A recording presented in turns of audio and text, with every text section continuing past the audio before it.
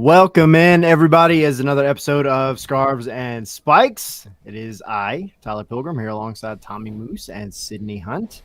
That music just gets you just so pumped up, doesn't it? Yeah, let's get it going because we've got nothing to cheer for right now.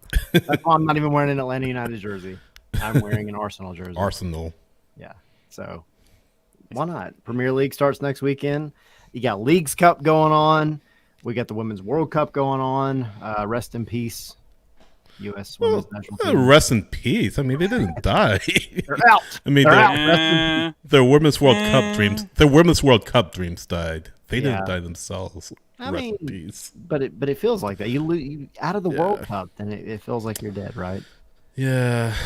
So I mean, no, we're gonna talk about a lot today. Rob Usry from Dirty South Soccer, founder of Dirty South Soccer. We've got a piece that he wrote that is pretty spot on, I think, with a lot of the things that people are feeling with Atlanta United. We're going to talk about Leagues Cup and the crap show that has been going on in Leagues Cup for the past couple of nights.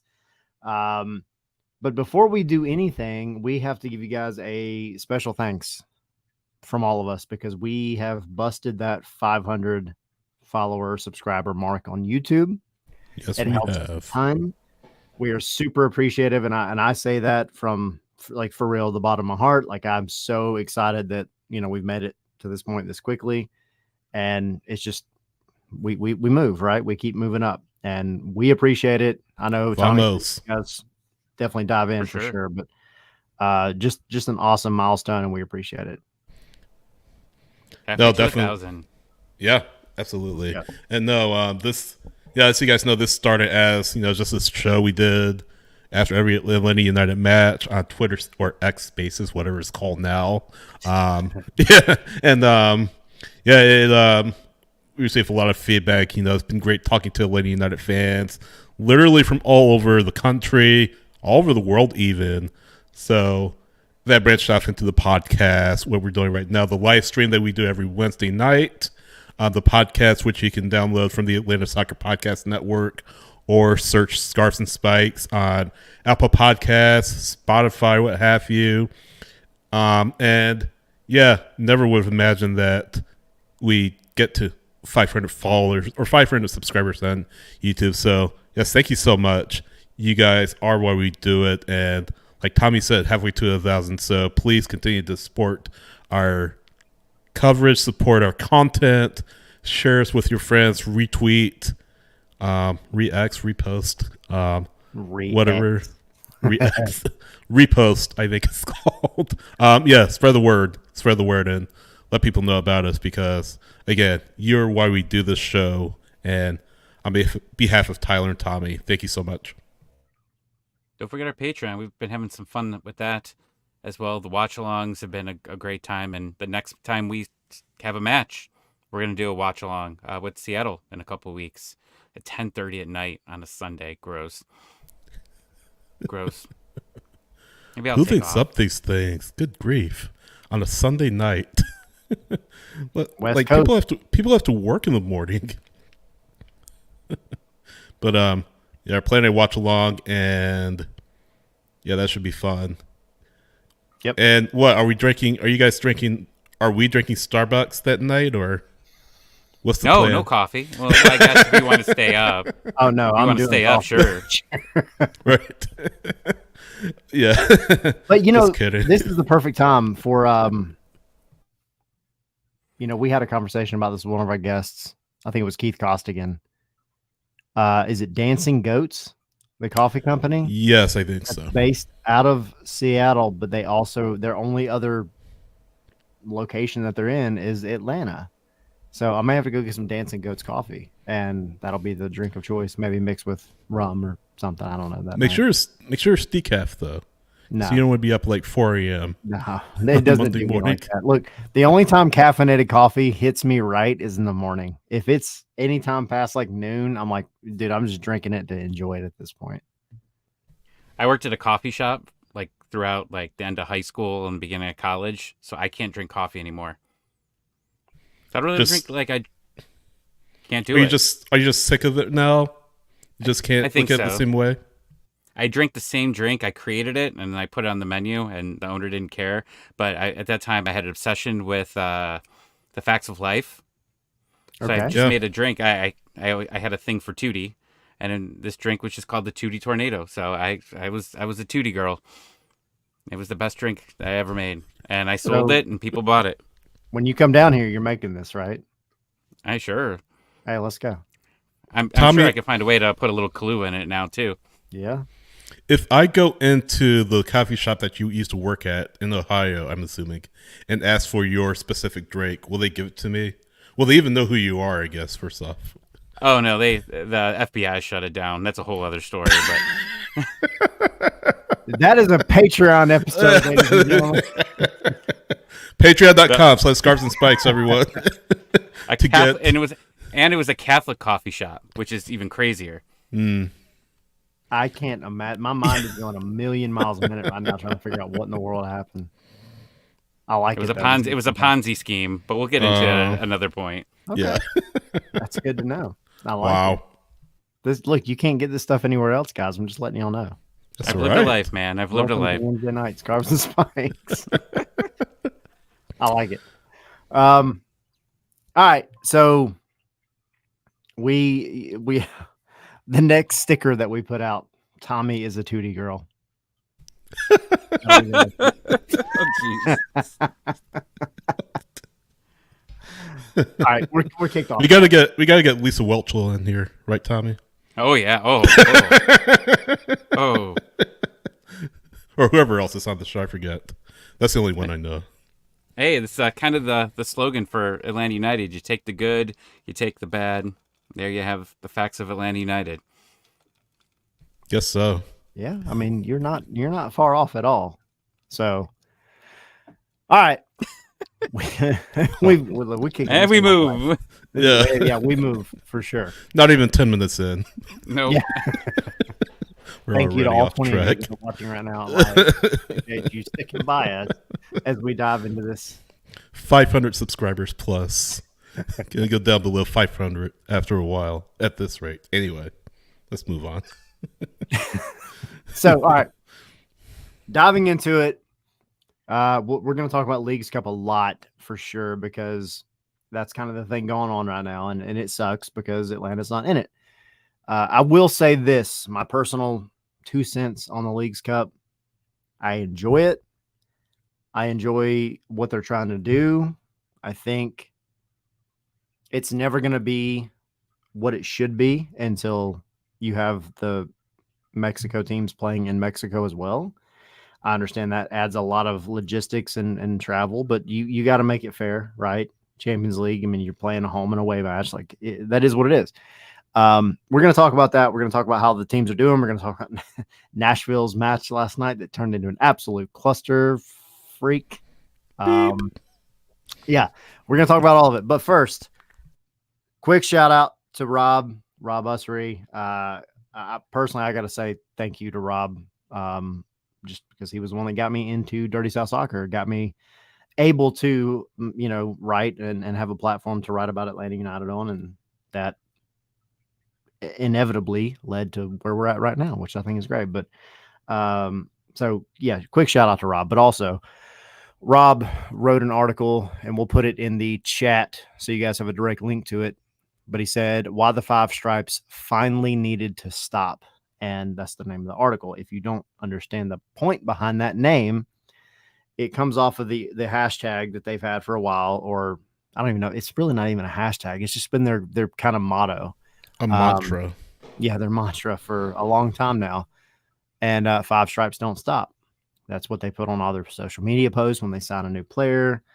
Different portions of the season. That's what they do. That's their thing, right?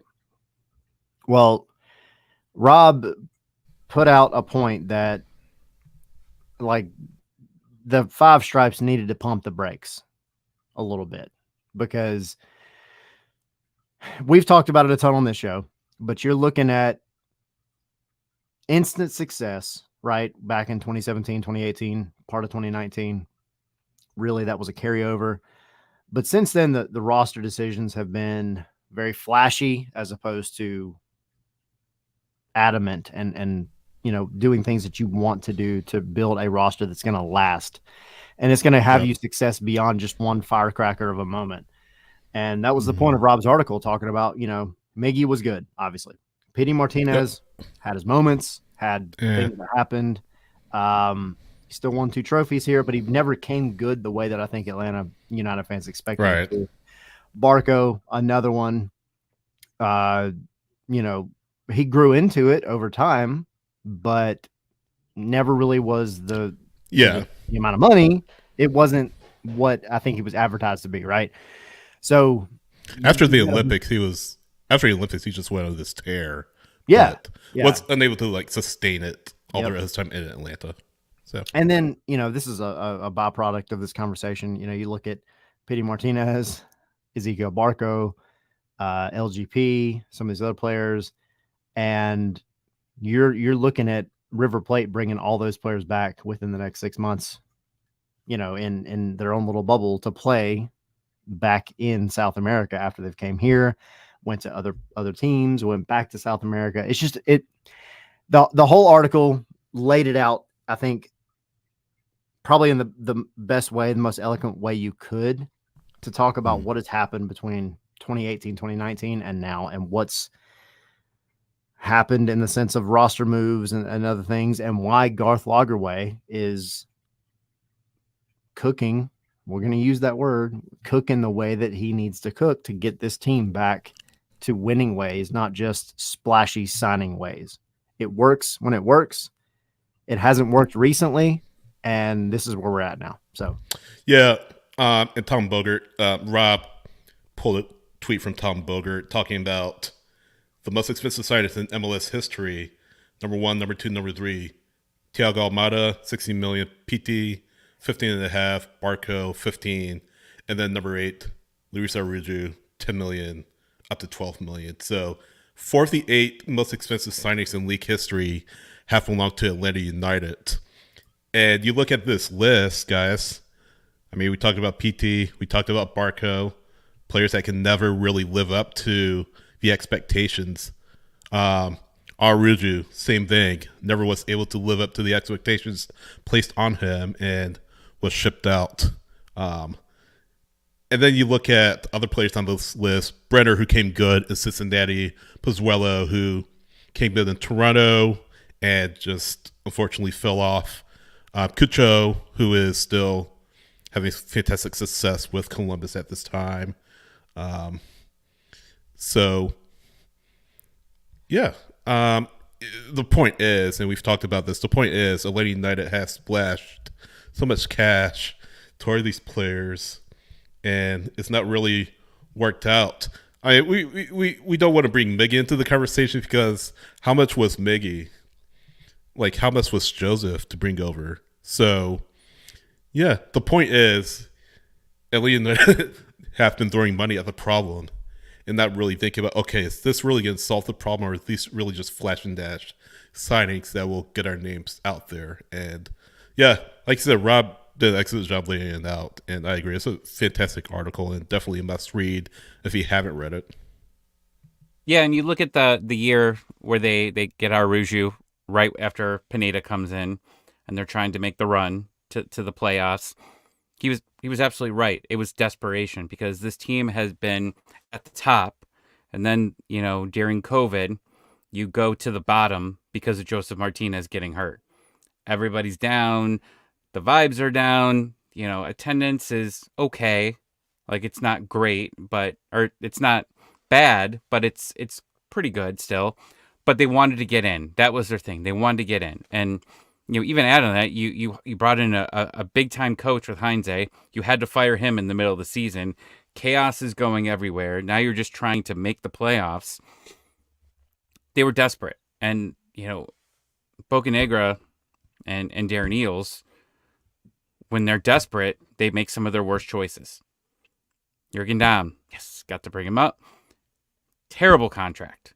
If you want to do it short term, cool. But they signed him long term. And then you brought Araújo in, and that was a last minute signing. That was a name you didn't hear about, I think, until deadline day there. Like, you were right at the end of the window. All of a sudden, you bring him on. They've made a lot of of rash decisions because they want to be able to be in the playoffs. They want to be able to be that team that's just always at the top, always the talk of the town, and it just hasn't worked out. And you see a lot of teams that are getting towards the end of a window, maybe in other sports, where they're like, we got 1 year, we got 2 years, we got to make the playoffs because we know it's going to get really bad for 3 or 4 years. It's kind of felt like what Atlanta United's always tried to do is they've always tried to make these splashes just quick to make a run, and it's hurt them. And like that's immediately when I thought about reading Rob's article is like, okay, you're just stopping, taking a deep breath, assessing the situation. You're not bringing in a huge DP in this window. You're going to bring in someone that you can immediately buy down, and you've got likely a very large amount of money to play with next season. And that's not even counting roster rule changes. If there's a bunch of fake accounts out there saying, this change and this change is going to happen. But you've set yourself up just what the rules are with right now of a lot of just regular cap space and possibly 1 to 2 DP spots, depending on what they do with Almada, and plus whatever the rule changes are. So you're in a really good window. But with that, they still showed we want to make the playoffs this year. We got 10 games left. We're in a playoff position. We need to hold on to it. They want to make it to the top 4 to, host at least 2 playoff games. But we'll see. I hate to draw this analogy because I'm a New York Mets fan, but it kind of reminds me of the New York Mets with their relatively new owner, Steve Cohen. I mean, Steve Cohen paid a ton of money to bring in 2 future Hall of Fame pitchers in Justin Verlander and Max Scherzer. And what did he do, or what did the Mets do at the trade deadline? Traded them both away. Verlander didn't even last the season. Scherzer was brought in last year. And again, it hurts me to say this, but it's kind of similar. And we see it in baseball. Another example is the New York Yankees, but maybe the New York Mets are kind of taking that billing as a team that throws money around in order to make an instant impact, and it doesn't always work. And it didn't work this season because the Mets are garbage, unfortunately. Well, to be fair, the Yankees, like back when they were throwing money around like that, they were throwing money around and hitting. Yeah. All the time. Well, here's the thing, though. I mean, Jeter wasn't a free agent signing. He came from their farm system. Yeah. And eventually became one of the greatest shortstops of all time. And then little supplementary pieces like Paul O'Neill, Chuck Knobloch, Jorge Posada, not these splashy signings, but these signings that gelled and made the Yankees who they are or who they were, just this dynasty team. And again, more money doesn't always make success. If it did, everybody would do it. It's how you manage that money and how you manage those resources.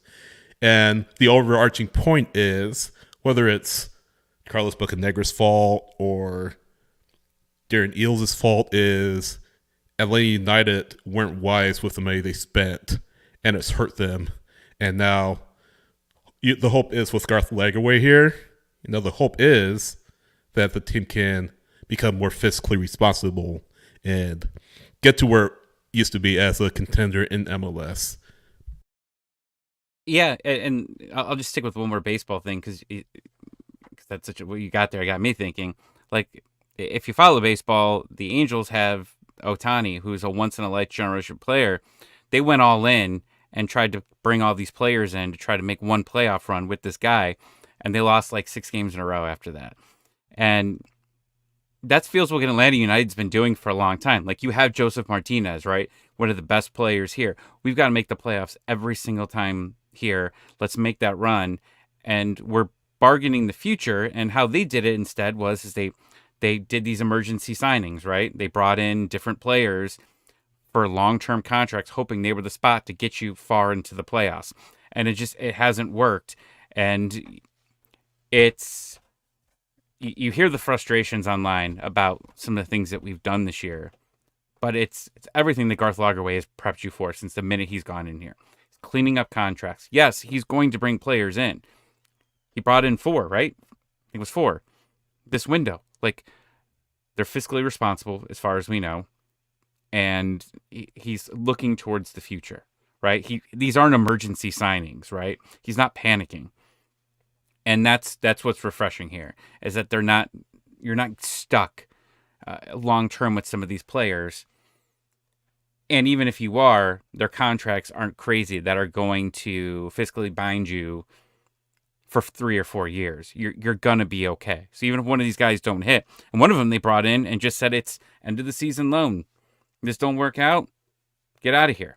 Look, you brought in Barry, right? Barry didn't work, but he's gone at the end of this window, or at the end of the season. So Has like, to be, yeah. right, like he's at the end of the contract. So like, Likely. that's good. I mean, right now, I think the only really contract that people are that upset about specifically is Etienne right now. I mean, you brought him in, and he was one of the biggest free agents out there, and other teams wanted him too. I mean, they were all in, and Atlanta United did what they do a lot. They spend a lot of money on the guy, and it hasn't worked out so far. And now there's already people talking about that he could be the buyout here, and that's telling. Let me ask you guys this: talking about the fiscal status of this team, Brad Guzan is making a lot of money. He's over the TAM threshold, and I mean, let's be honest, the return on investment this year hasn't been conducive to the amount of money he's making. I don't have the exact amount in front of me, and I'll pull it up, but I do know it's above the TAM threshold. 612 or $612,500. So is that the amount of money that you want to pay him based on the level of play that he's giving you in net right now? I think that's the conversation that Lagerwey's going to have, and Bocanegra is going to have in the offseason. I mean, he's a club legend. He's going to be... he's been with the club since not day one, but essentially day one. He's one of the bonds between Atlanta United's cup-winning team The only and one left. today. Yeah, the only one left. So that's a big decision that Atlanta United are going to have to make, is getting that part, because you're paying a guy at the back end of his, and look, I mean, nothing is breaks in at all, but he's going to be, 39 this in September, I believe? Hey. Yeah, I mean, no. I mean, Tommy, you and I. My back, Tommy, look, my back hurts a lot. I get it. I get it. Tyler's a little bit younger than the two of us, but yeah, I mean, my back right. hurts too, though. No, but do you want to be paying him over $600,000?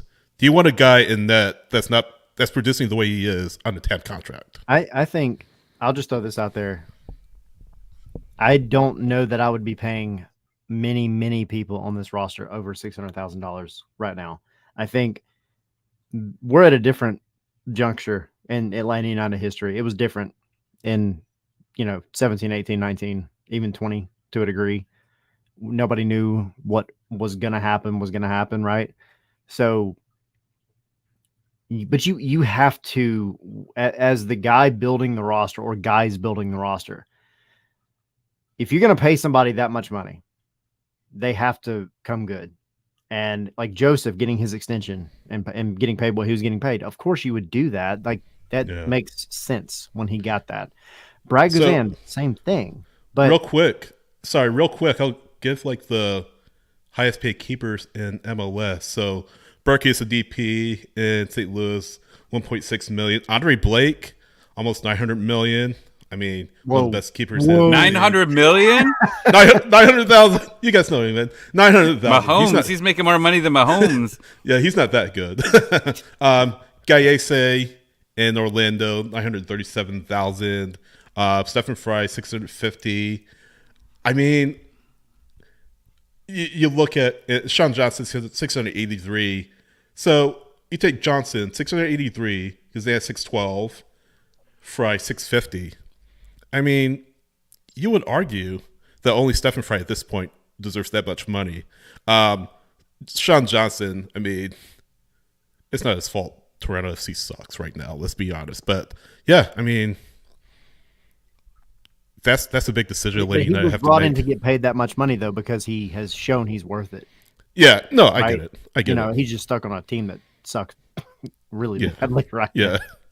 Is it an option here, or is it fully guaranteed next year? I Because I've believe heard it's an both. option. I believe it's an option.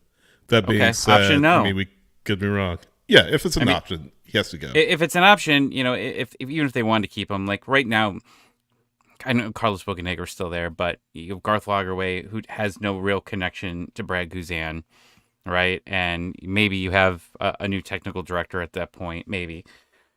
But you can't move on with it. I know he renegotiated it a few years ago because the team needed cap space, and I think that's why his contract got extended a little longer, and now we're dealing with that contract.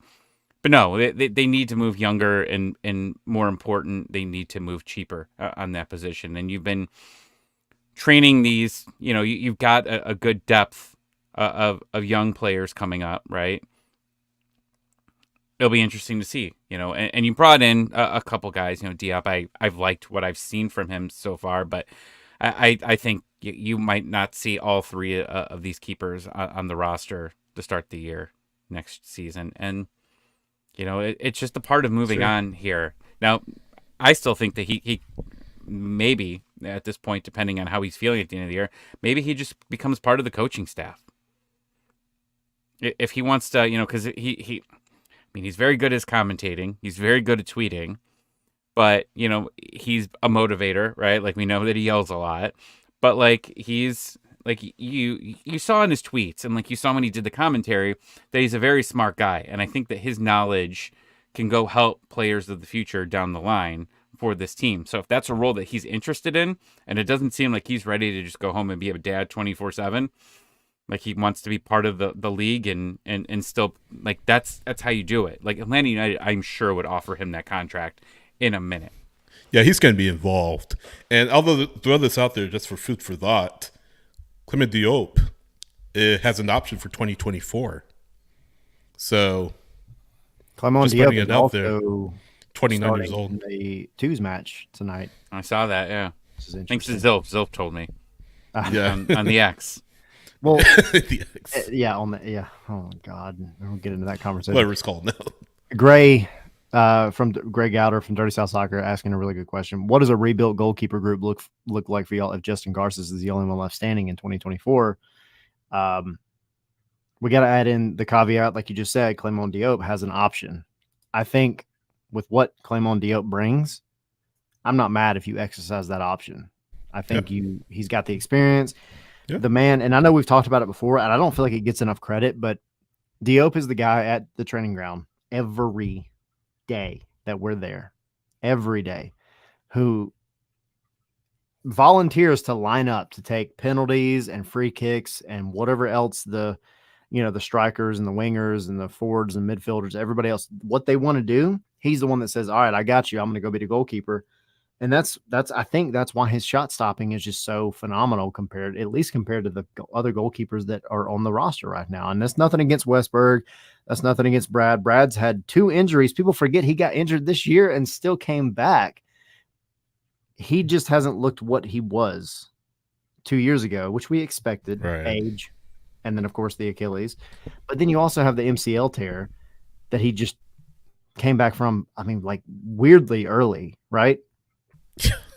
Diop, I think, is good to have because of his experience, his knowledge, everything, his work rate, everything else he brings. You keep him in some way.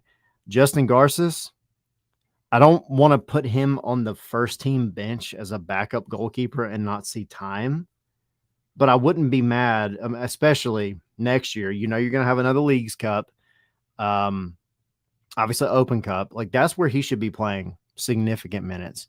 And I think you move up Sebastian Guerra from for the twos, have him maybe be the main goalkeeper for the twos and have Garces getting time still as well.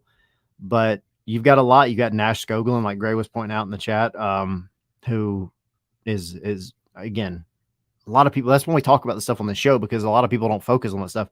But the academy's putting out goalkeepers, and they're putting out good goalkeepers. Nash Skoglund, young, he got an opportunity with the twos a while back and freaking killed it. Did great. He's got a couple of those opportunities. So they're putting out talent. We go back to the Vicente Reyes conversation. He was another one for the twos. And if you don't know, he got sold to, was it Nottingham? Norris, I Norwich. believe. Norwich City. Yeah. Sorry, I'm thinking of Matt Turner. So he got sold to Norwich, and it looks like he's probably going to get significant time with him. So like, it's a good move, but it doesn't make the headlines because it's a twos move, right?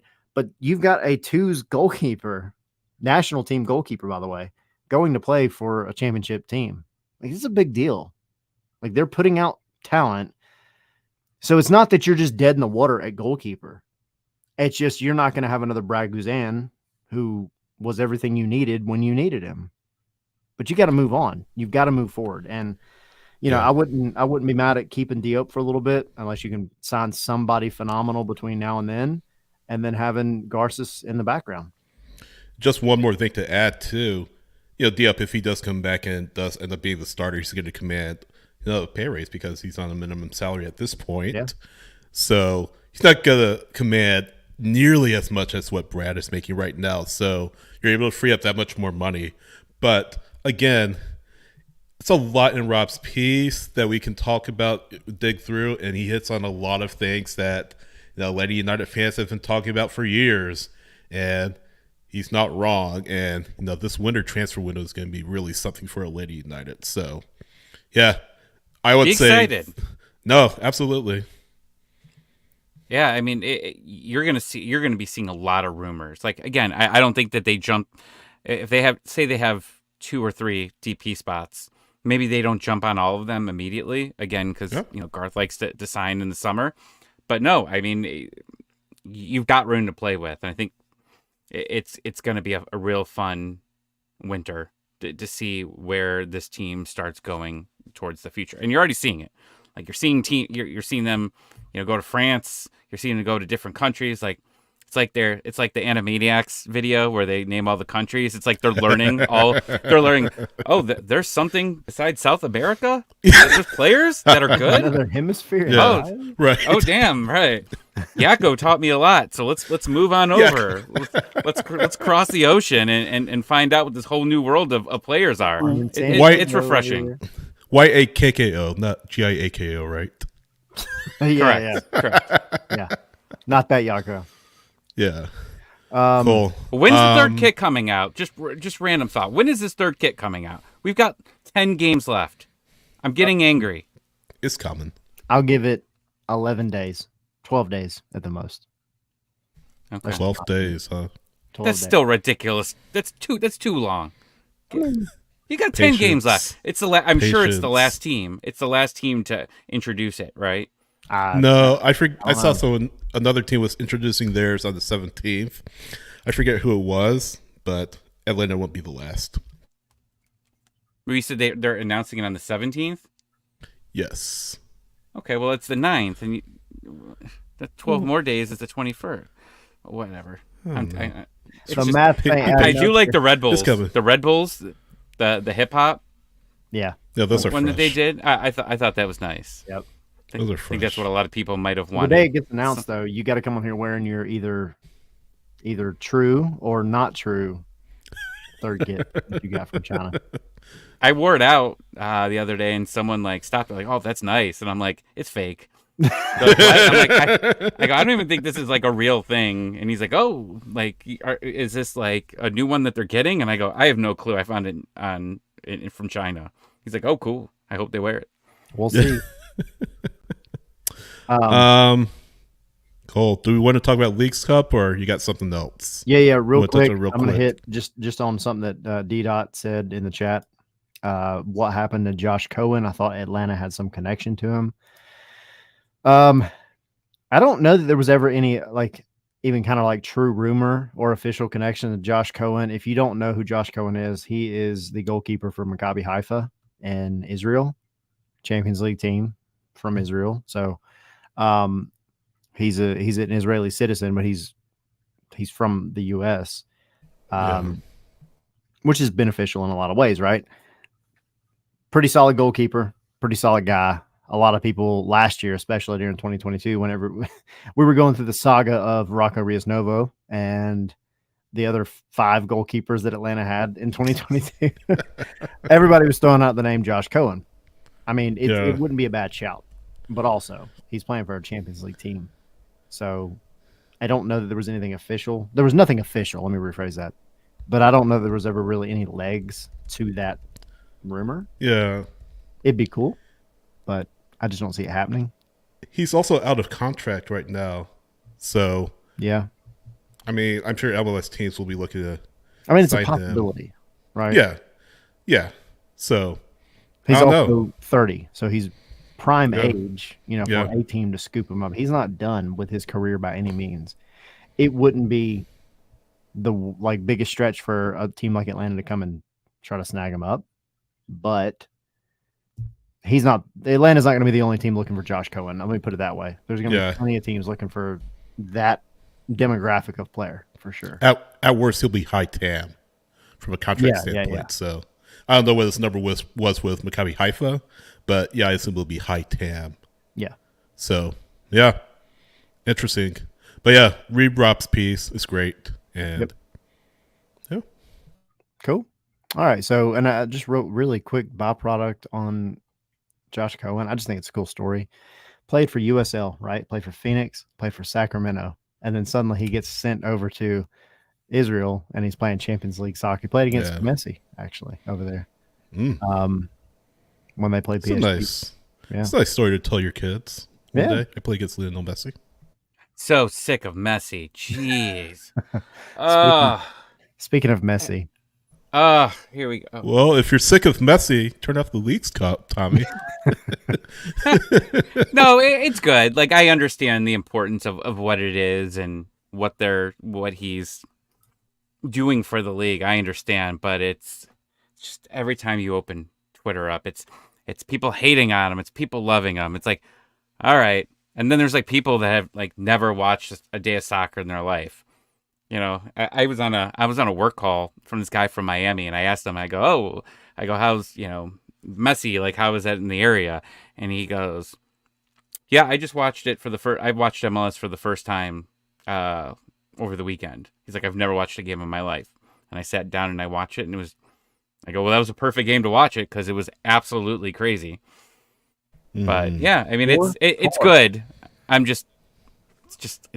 There's other things going on. There's cheating in Nashville. There's everything. Let's talk about that. Yeah. Perfect segue, right? Yeah, right. Perfect. In Nashville. Gosh, my goodness. I was watching the end of the Nashville match last night. Well, not the Nashville match, but Nashville America. That match, round of 16. And I mean, I'll go through it real quick. Nashville went down 2-1. It was like, I think it was like 5 minutes of stoppage time. And Nashville gave up an equalizer, 90+4. And the match ended up going to 90+9. In the 10th minute of stoppage time, Sam Sturridge, Nashville's newest signing, scores on a header. Levels the match. Gio Despart goes crazy. Goes to penalties. 4-4 after 5 rounds, sudden death. America makes their penalty. Jock Bauer steps to the spot, and America's keeper saves it. Match is over. America wins. They move on to the quarterfinals. Wrong. Incorrect. But wait, there's more. So VAR intervened. And it was crazy. There were like kids on the field, and Jake Ziv and Taylor Twellman were calling it last night. But kids on the field, pitch invasions. I think someone got hurt. Just insane. VAR takes a look, and they say that America's keeper left the line too early. So Mayer gets a re-kick. I think it's pronounced. I think it's how you say his name. Gets a re-kick, scores. America hits the woodwork on its next attempt, and Daniel Lovett scores. Nashville go through. So, and then the garbage came flying. And, oh gosh, Ben it Wright. felt like it was the road game for Nashville. So Ben Wright, who covers Nashville SC, tweeted the video and just like cups of beer being thrown on Nashville SC players. In Nashville at Geodis Park, where Nashville fans probably outnumbered by Club America fans. But yeah, Gary Smith is like flexing as he runs off the pitch. Just madness. And I was watching on the Apple TV broadcast. There's this lady, this America fan, comes out from the stands and runaway security grabs her. But it was just chaos and just classless from America fans. Just awful. I mean, we saw what happened with Cruz Azul, fights in the crowd, smoke bombs going off, but just an incredible match. Just a To be insane fair, match. really quick, Go ahead. if there was anything that was going to piss me off about a soccer match, it would have been what happened last night. If I was a Club America fan and I saw that, I would have lost my freaking mind. Would you Because have it's thrown just- cups of beer at the opposing team, though? No. I'm never Good. going to do that. Okay. I'm never going to. And I Okay. will say this, just putting it out there. People that do that, you suck. You need to stop. You Yeah. suck. So There's no place for that. I'm saying it now. And you should be banned from whatever stadium and then some, probably. So I think I read 20 people were arrested good. by security and Nashville police. Yeah, which is Yeah. there's no place for that. But Yeah, yeah, get go out ahead. of here with that bull crap. Now that being said, you can be angry for sure. I would have been angry. I would have been pissed. I would have yelled a lot and screamed a lot, but I wouldn't have thrown stuff. You don't do that. That's stupid. Crazy. Welcome to CONCACAF. If you are joining in because you're a Messi fan and you decided to come watch MLS and Liga MX, welcome to the crap show, ladies and gentlemen. This is where we're at. If you watched Nashville and Club America last night, well, you've got your taste of it. You've got your appetizer. You remember This that is almost regular. happened? Huh? It almost happened to Atlanta. Oh, for sure. Remember what happened with Atlanta? Was it against Montreal that year where it was in Canada? I'm 99% sure it was in Canada. I remember walking away from the TV. I think it was like 2-1. And I come back outside to grab something, and Pity Martinez is lining up Literally for a the penalty. last second. Oh, I think I remember. Yep. I think I remember. Montreal? I think Vaguely. it was Montreal. I think. Hmm. And then he missed it. It was Then he one of missed it. Yeah, he took Then it he over missed the top. damn shot. Because it was the one to tie it up. They had played like a really weird game up until that point, and then the ref, I think, had actually already blown the final whistle, and then it came back, and they said, "Oh no, that's a penalty." And he got, "All right, cool. We're gonna level it. At least we're gonna come away with a point." And South American Player of the Year walks up to the spot and freaking sends it over the crossbar, and it's like, oh my god, dude, what is the luck with this team? So $15.5 million signing. Well, Yeah. 2 times we brought up Pity Martinez today. yeah, Yeah. we're on a roll tonight. No, but gosh, that was insane. It was funny. I was watching, not live, but I was watching the Nerdy Soccer Guy, who, by the way, subscribes to this channel. Thank you so much, Dion. He's a Nashville fan. He'll say this watch along us. Turning it on, I turned it on just to see his reaction, and he ended the stream right as the match ended. So he couldn't. His stream ended. Like he thought it was over, just like everybody else, but just insane. And like I saw on Twitter, like, oh, all this had happened after I turned it off. It's just insane. So America is out. Nashville is still in. They're taking on Minnesota, who had a relatively tame match. They blew a 2-0 lead, went to penalties, or went out to 10 men. Sonny Dotson got sent off with about 50 minutes to go.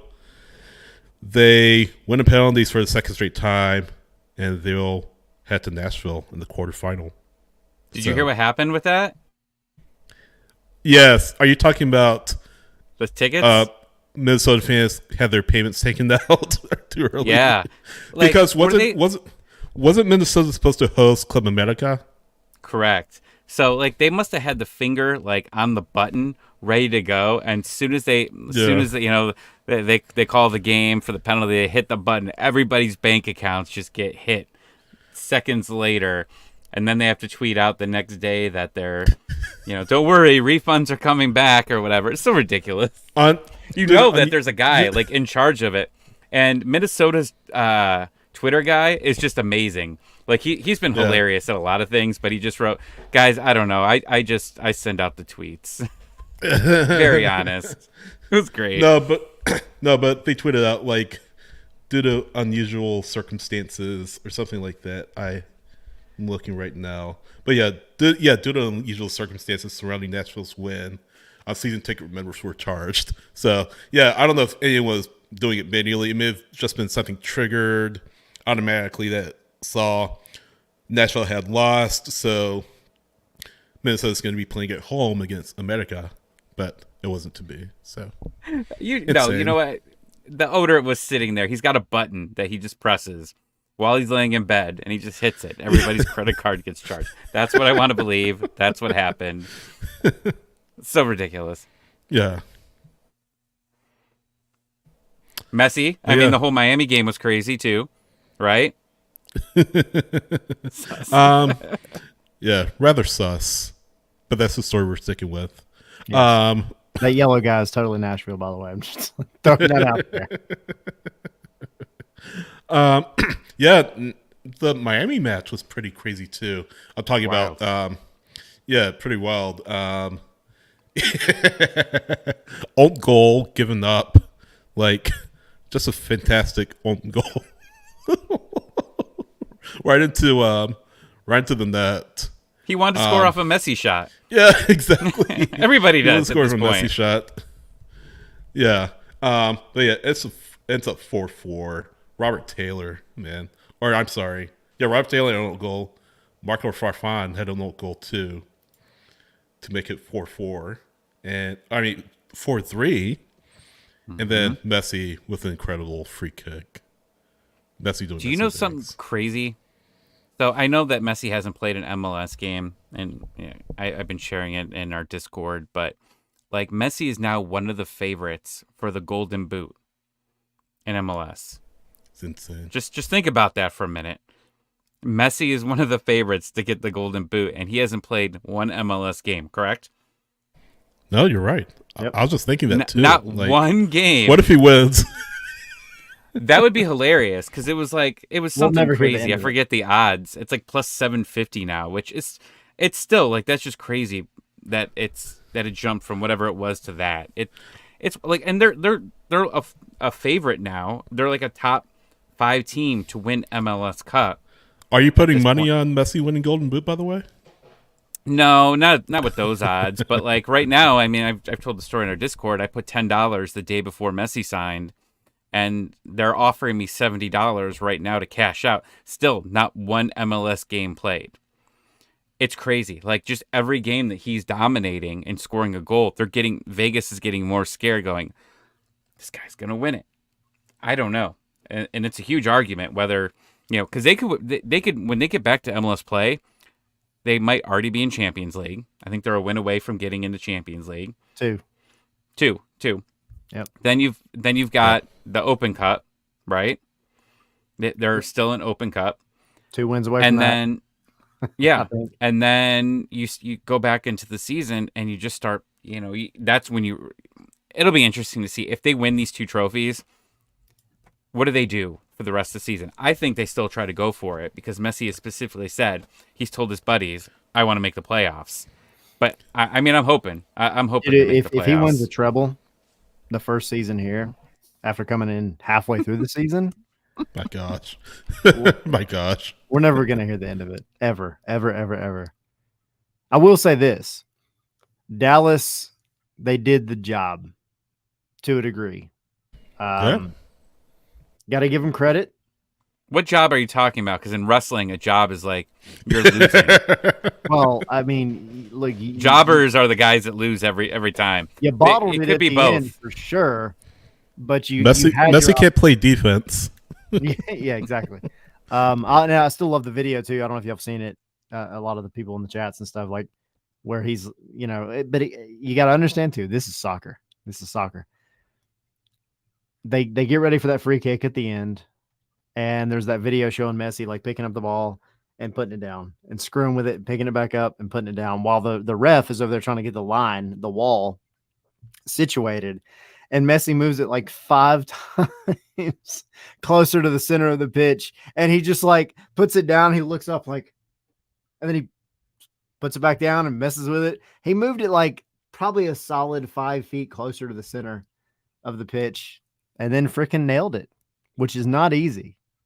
I've seen Period. Almada do that, and they move it right back. Yeah. Yeah, they're watching him usually.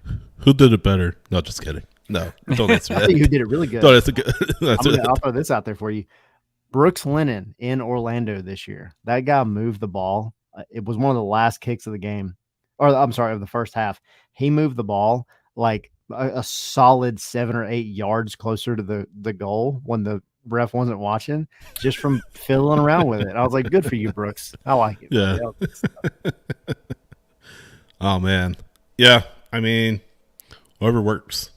I mean, They're going to out of destroy mind. Charlotte. Think so? Oh, yeah. Well, hold on. We're gonna get to predictions later. Just hold your horses. We're But you're right. You're They're right. going to destroy them. Come on. By the way, Charlotte. Go ahead. Go ahead. No, I was gonna say Charlotte won because Houston like self-destructed. Agmayang from Charlotte scored to make it 1-1 like in the 80th minute. But then like one of the worst own goals I've ever seen. I don't know if you guys are familiar with the when playing it out the bat goes wrong. We had a massive when playing it out the bat goes wrong moment. Mikhail from Houston plays it back to Steve Clark, his keeper. He goes right into the net, and that's the match winner. Like on the kickoff, like not even a minute after the equalizer, just I mean, it's just insane. Just so bad. And like Houston lost. It just feeds so many conspiracy theories, right? Like this tournament has been such a cluster. And then of course Messi coming in. Everybody thinks Messi's going to win the whole 9 yards. And you look at, and then of course, like it being very much like an MLS idea. And then you're dragging Liga MX teams up to North America or up to the United States to play in it. And then you see moments like this. Now, granted, I get that this was 2 MLS teams, but like there's just so many weird situations in this tournament so far that have been like, dude, what are you doing? Like, if I was a conspiracy theorist, oh, buddy, match fixing would be in my vocabulary often over the past like 3 weeks because there's some just moments that you're like, dude, what? You're a professional soccer player. You know what you're freaking doing. And I get it. You make mistakes, but God almighty, like some of these have been really, really bad. Well, one of the Liga MX coaches said this is to benefit MLS. Club Leon, Nicolas Lactermont saying, it's MLS teams have a clear advantage playing in their own stadium, which I'd imagine. And by the way, there are just the 2 Liga MX teams left, Querétaro and Monterrey. But I mean, you'd think that League's Cup would be played in Mexico next year, and then Liga MX is right. just. I mean, you would think either that or split it between both countries or do 2 legs, and inevitably MLS is going to get trucked in 2024. But I mean, I feel like this is what MLS wanted to do. They wanted to play in the U.S. and get that competitive advantage in their own stadiums on their home ground. So, I mean, is this coach 100% wrong? I mean, the proof's in the pudding. Like, only 2 MX teams are left. Now watch Monterrey win it. It's all, and no one says a word. But do these players go home? Like between the week, or so Liga MX? Like, are they going home? Or are they staying in the U.S.? No, I think they're here. So they're on a field trip for 1 month, basically. Pretty much. Yeah, I mean that's ridiculous. At that point, like you don't get to go home. You're staying in hotels there. Like you just don't get a rest for a month, and you don't get to go to your practice facilities. You get none of that, and that's got to be terrible. But as this league grows, and then specifically, where does Messi? If Messi's got to go to Mexico, I mean they don't have the greatest security down there, right? Well, what's been the argument Well, what's been the argument like around Champions Cup or Champions League? MLS is playing teams in Mexico that are in season, and MLS, that's their preseason, like the latter stages. So maybe a little tit for tat there. Like MLS is trying to exploit this little competitive advantage. Like Liga MX have played 3 matches in league thus far. MLS are pretty much almost done with their season. So not to take this too far off track, but maybe there's something to it. And this was never going to be perfect. I mean, if the shoe were the other foot, MLS teams will be complaining about having to spend a month over the road in Mexico and their stadiums away from their families, their familiar surroundings. So we'll have to see what this revamped tournament looks like in 2024, what changes are made. Neither side are going to want to give up too much. MLS is going to want their advantage, Liga MX, and the Mexican Federation is going to want their advantage. So it's going to be interesting to see how this shakes out. By the way, I think go ahead. I think you can definitely you could figure this out. Now, you may not be able to do it for next season, but I think you figure out a way, whether it's via points, depending on which teams or which leagues play the amount of matches compared to the other league or whatever. But there should be essentially a seeding for, if you're going to keep the layout of the tournament the same, which is group stage. You play one match against each of the other 2 teams in your group. The home games go to the ones that were higher seeded. Yeah. And then I think maybe there is next year. Yeah. I'm speculating, but I think you have to include Mexico in this. And then going back to Tommy, what you were saying with the security, I mean, it's definitely a valid point. You look at Querétaro, who is in the semifinals now, or quarterfinals against Philly. They were the ones over a year ago, and we actually talked about it on our Spaces show, but that was the stadium that got absolutely overrun. Yeah. And I don't know if people saw some of the videos coming out of Querétaro during that time, but it was bad. Awful. Really, really bad. Yeah.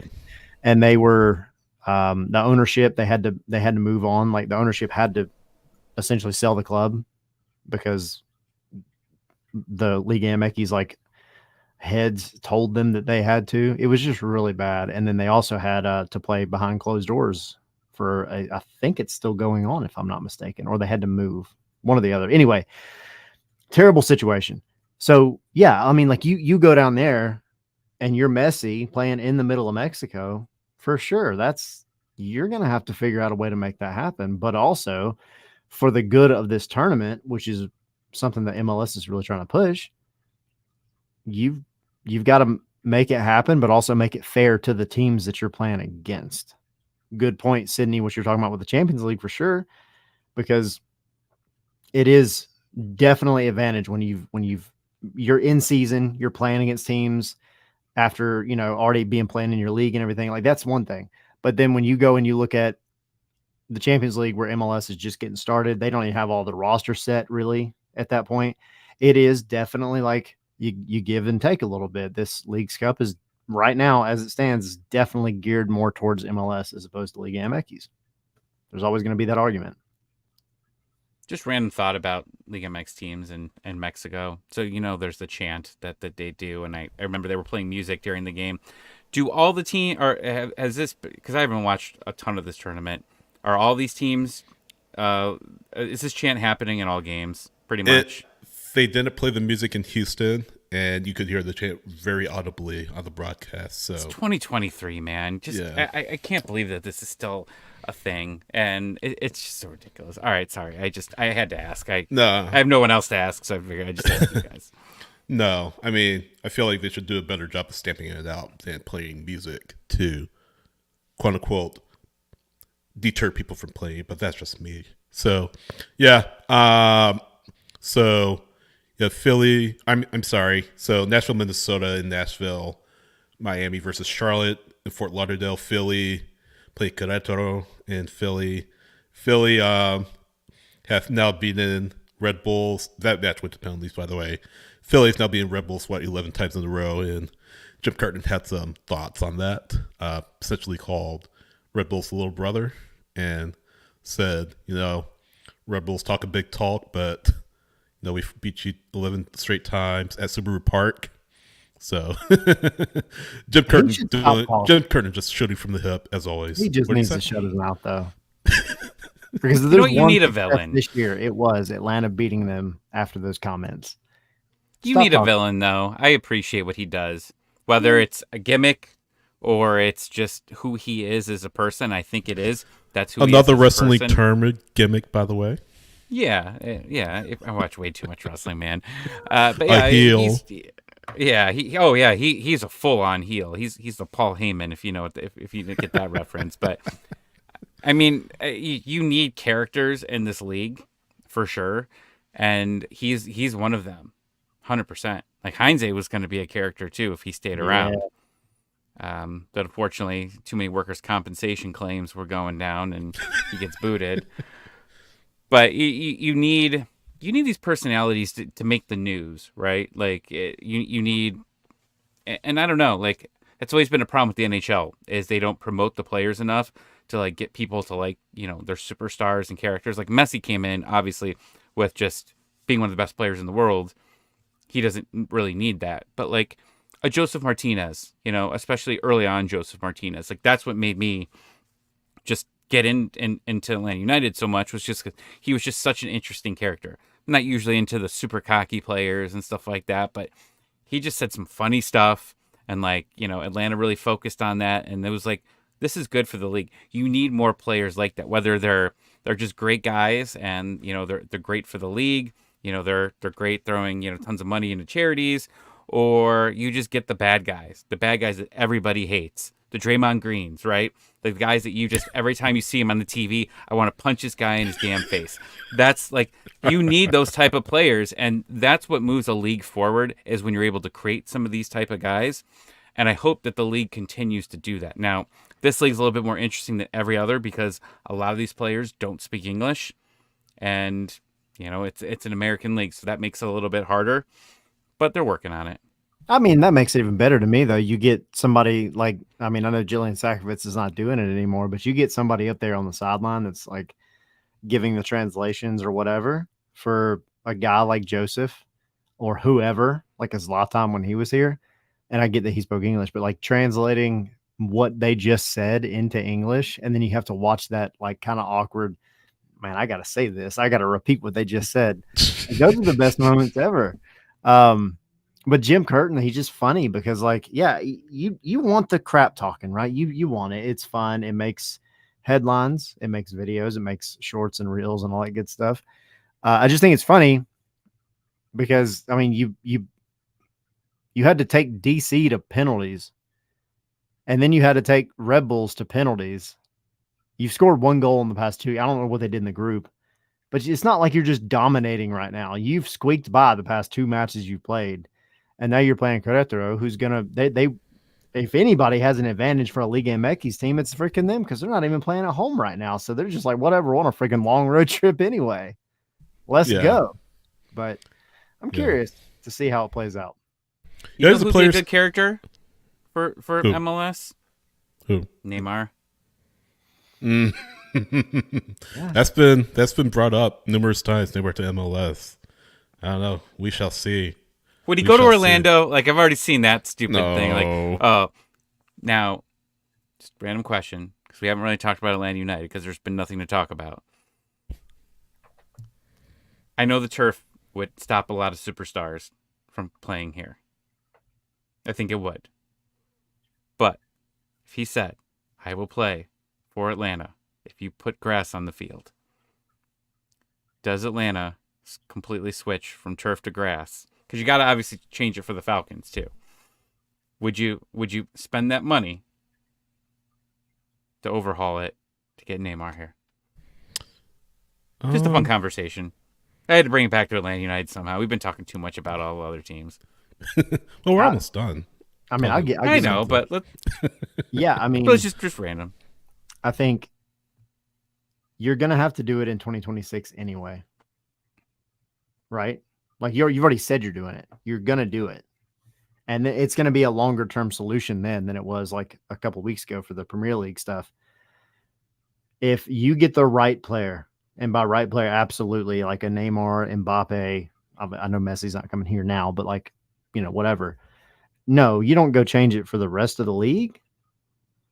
But if it's between getting, another Messi-esque player here, then yeah, it makes sense to change it for the long term for that. You're not going to go and change it because Messi is going to come here and play. Like, I'm going to be honest. Yeah, I want to see Messi in person, but like if Messi is, and I don't think he is, but if Messi's too much of a whiny little turd to not want to play on like turf when he comes here, cool. That's a better chance of Atlanta winning, right? Exactly. Like whatever. I don't think he's that kind of person. I do think there are a handful of others over the past couple of seasons. Absolutely, they didn't play in Atlanta because of that, and I'm not going to name names all the time.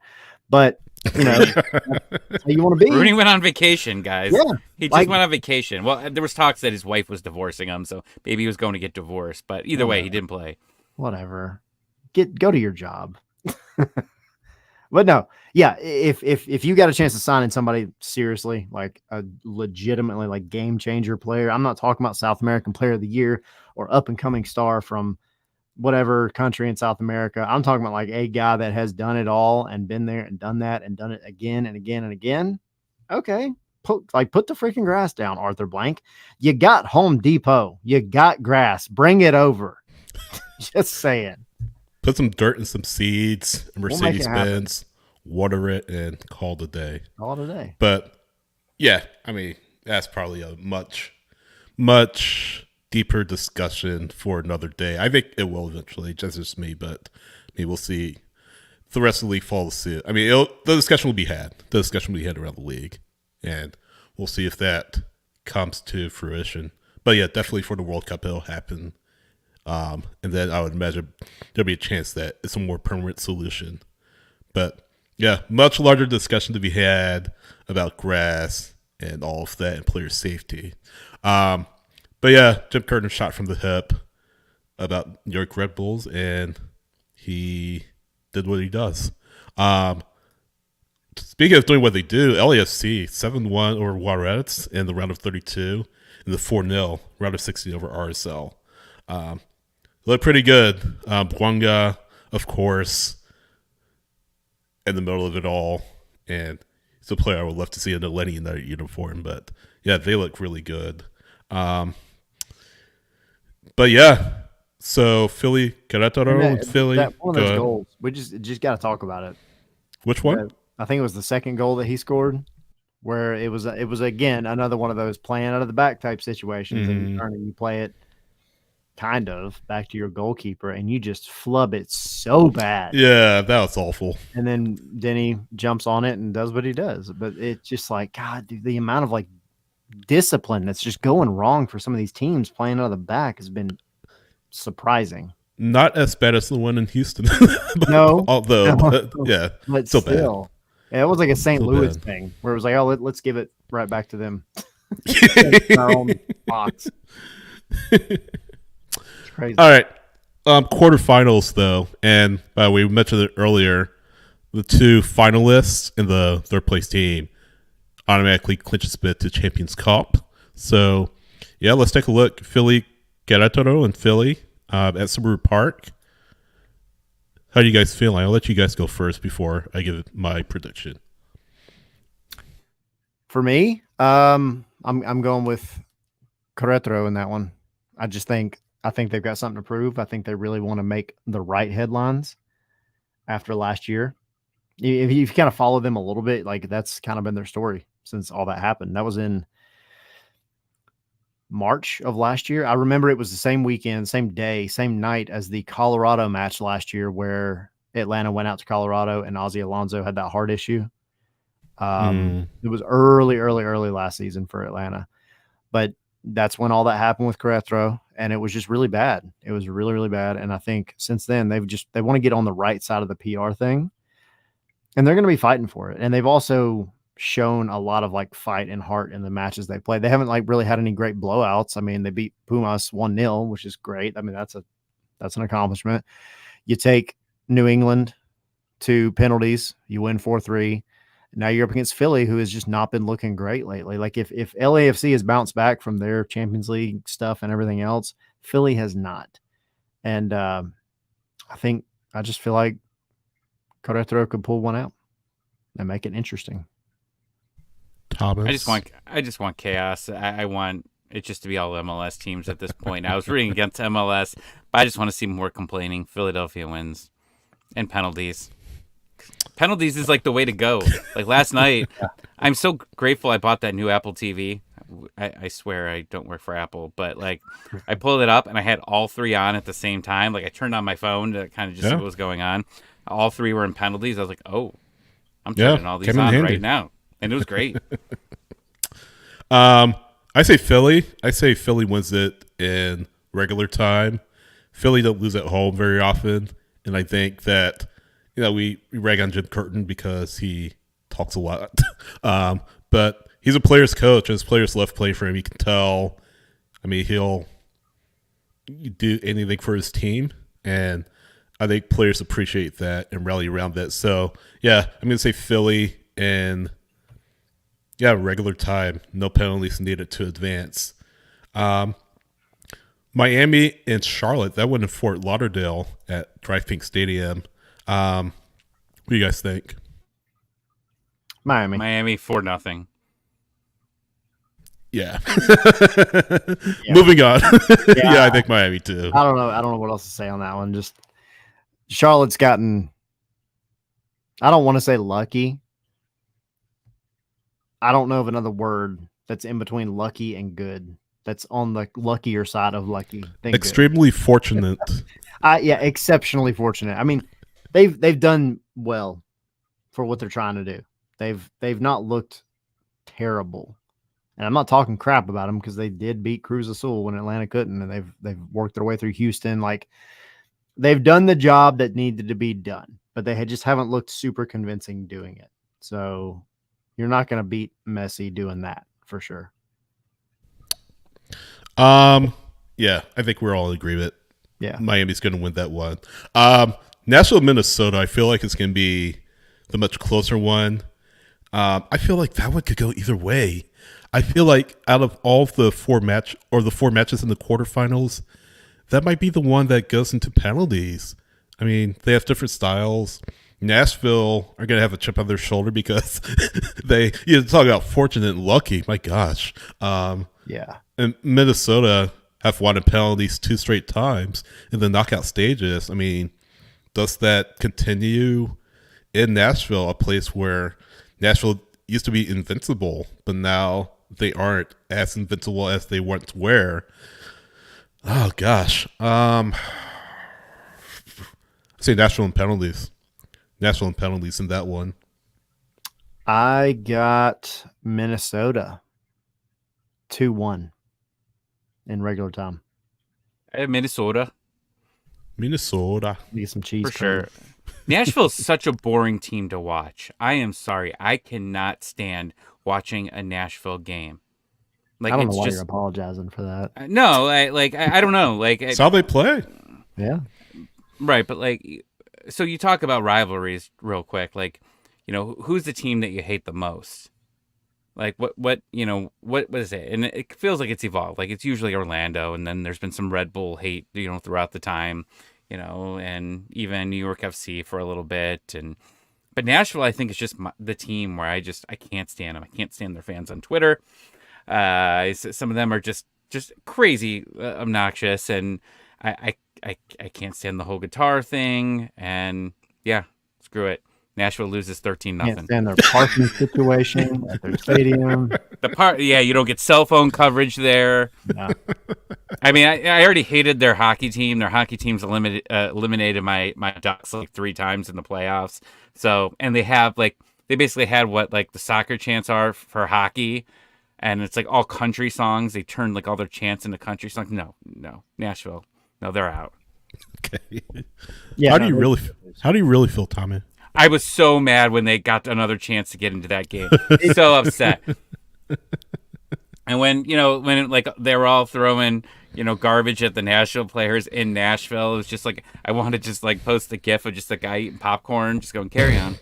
Every Club America fan is now a Minnesota fan. Right. No, exactly. For sure. No kidding. I saw No someone that I think is Atlanta fan that ended up going to Nashville because they were also a Club America fan. They're And it right. was just like following his tweets like throughout the whole game. It was just like, man, I don't know what that guy did that night, but it was like just a mental I roller bet. coaster for him for sure. I bet. So, yeah, Nashville, I say. And then, Tyler, you said what? Minnesota, right? I said Minnesota 2-1 Minnesota. in regular And time. Tommy said Minnesota 13-0 over Nashville. 32-0. Oh, 32-0. 32-0. He's changed it. Yeah. Changed it. Couple touchdowns, couple field goals. I like it. Yeah.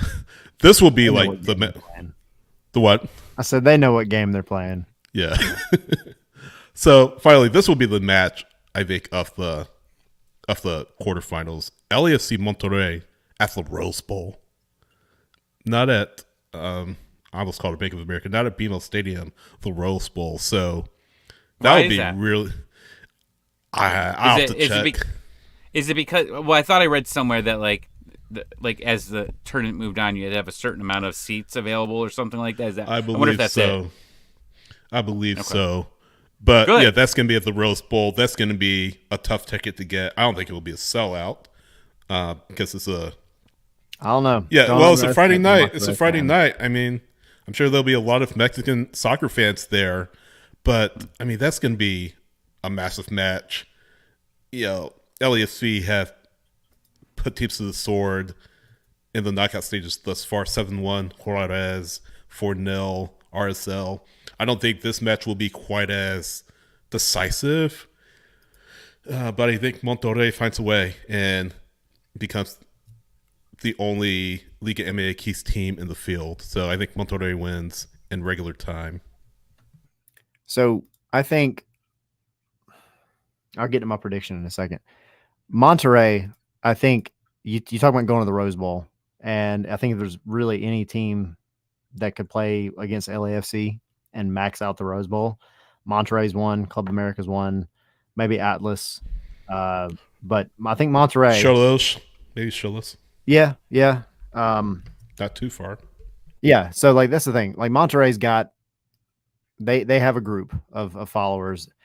You're also relatively close to the border right there. You have lots of fans. Monterrey is not at that portion of the border, but Monterrey is pretty close to the border in Mexico. If you've never seen the stadium, by the way, I'll just throw it up here real quick, that Monterrey plays in, it is absolutely gorgeous. And it's also one of the stadiums that the World Cup's going to be hosted in come 2026. But this is their stadium. It's a gorgeous place. And they have fans. And they have fans that will travel. So yeah, if you're listening to the podcast, just look up Stadio BBVA. yes. And you'll see pictures of it. But yeah, it's gorgeous. Beautiful place. You have the mountains in the background. It is just a beautiful stadium. That being said, whether they pack out the Rose Bowl or not, it is what it is. I don't know. As far as the way that this match plays out, I just don't know that anybody's going to beat LAFC when they're on. And right now they're on. So I think it'll be a good game. I don't think it's going to be a blowout like it was with, RSL. RSL was kind of a wild card. Like they could have sucked or they could have done fairly well, and they sucked. Juarez, I was not expecting to get beat like that, though. So I think LAFC keeps it rolling. They want trophies like Atlanta does, like a handful of other, like they're really about that life. So I'll say 3-1 LAFC. Ditto. I think I think 3-1 is there too. I think they end up winning. Not a very stressful game. Maybe a late goal to make it 3-1, but LAC should win that. Spicy takes.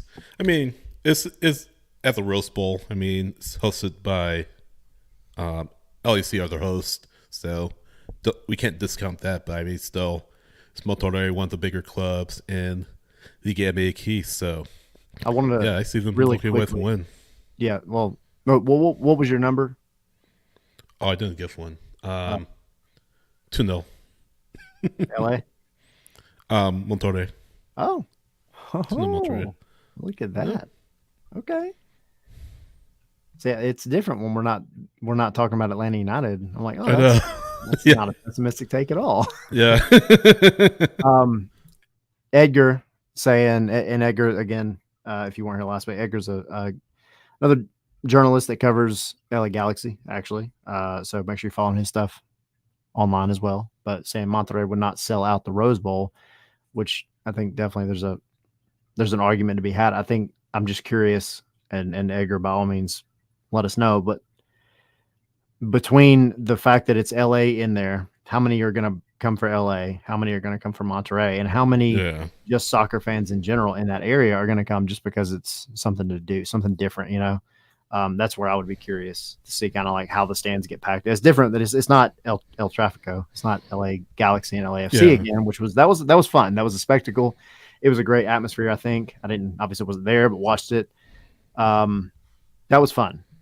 I'm curious how the league's cut because we've seen the atmospheres with the Liga MX fans show up and be really involved. So I'm really curious to see how that's going to translate to a place like the Rose Bowl because that's a big, big place.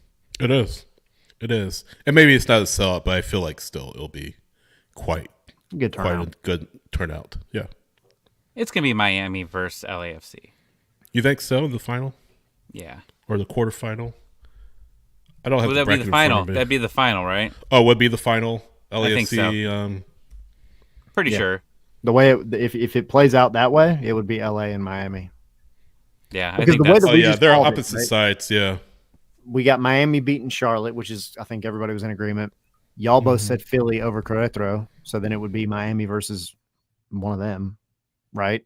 But on the other side, it's LA versus either Minnesota or Nashville, probably, unless Monterey does their thing. So I don't see LA losing to Nashville or Minnesota if they make it. Yeah.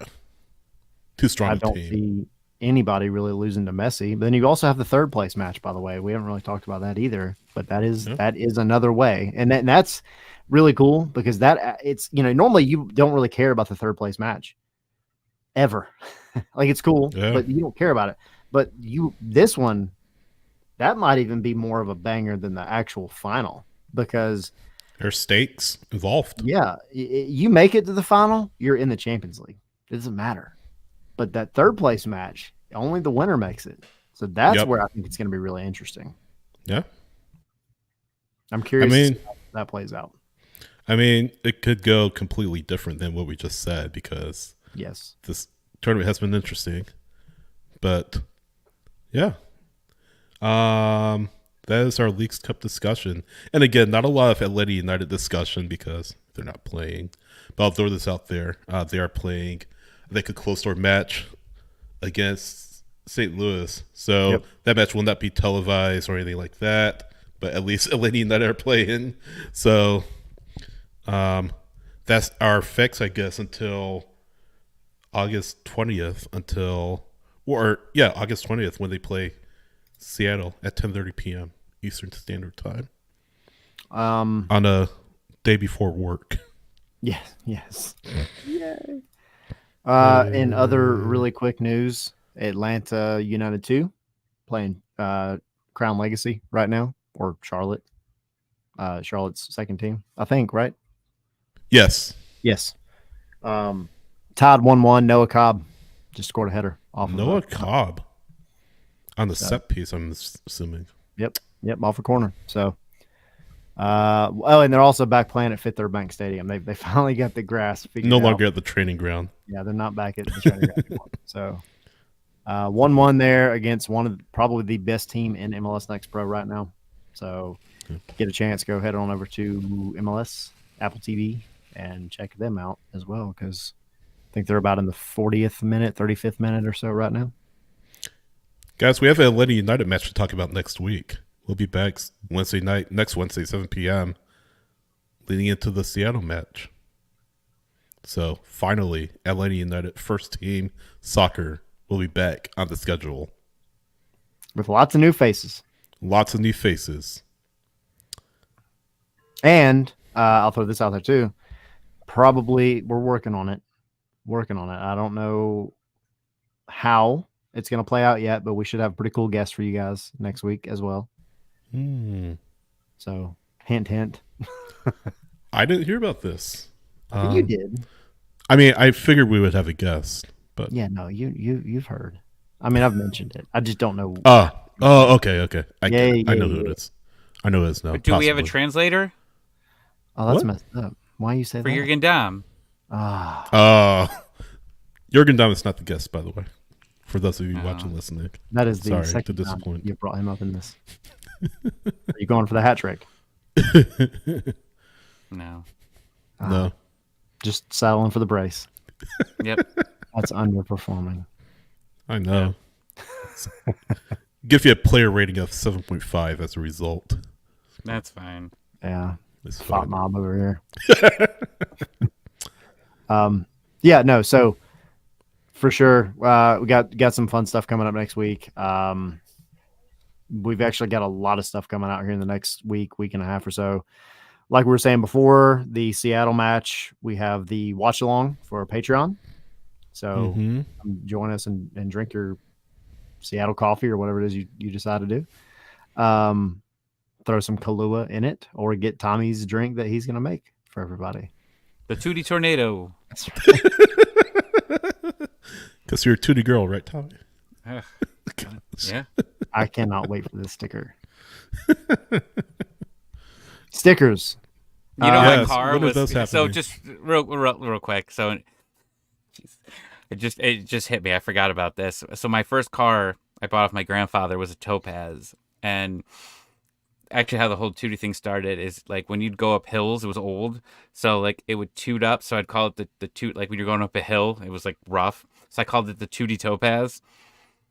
So that was the name of my first car. My second one was the Hoochie Honda. That was the second one. So I've gone through the names. So another Patreon episode, Tommy's car How names. I name cars. Nickname. How Tommy names cars. Why I named my car the Hoochie Honda. Okay. Yeah. That's a Scarves and Spikes after dark. story. Yeah. That's a early AM episode. Yeah. But yeah, stickers. What's the deal Yes, with those? stickers. We're gonna have very soon a proper way for you guys to buy them, because we have the website coming up very, very soon. Website's almost complete, so y'all keep an eye out for that. But in the meantime, if anybody listening wants them, all you gotta do is send us a message, whether it's on Twitter, YouTube, if you want to, Patreon if you're a part of Patreon, because you will get a discount if you're part of Patreon. But if you want some now, let us know. We'll just hit you up and do it the old fashioned way via messages, and we will get you your stickers, and we'll work all that out. But we will have an actual store coming up in the very near future. I'm excited. Yes. Scars and Spikes swag coming right up. Yep. We're building it up, guys, as best we can. We're doing our best. It's a 3-man show over here. We got this. Yes, sir. All right. Shall we hit the music? Get out of here? Roll. Let's roll. It's been a good time. Been a Yeah, very it good. has. It's I weird. can't believe you said RIP women's national team, though. Dude, they sucked. They was so bad. Yeah. Oh, they didn't suck. I mean, they just Oh, they underperformed. did. I woke up at 6:30 a.m. to watch that disaster. I'm so glad. I've been off all week because of that game, and they didn't even do anything. Ugh. Ugh. mentally broke you. Yeah. Who wins, by the way? World Cup. I don't know. England. Yeah, Coming home? I go. Yeah, I with guess. Yeah, why not? England.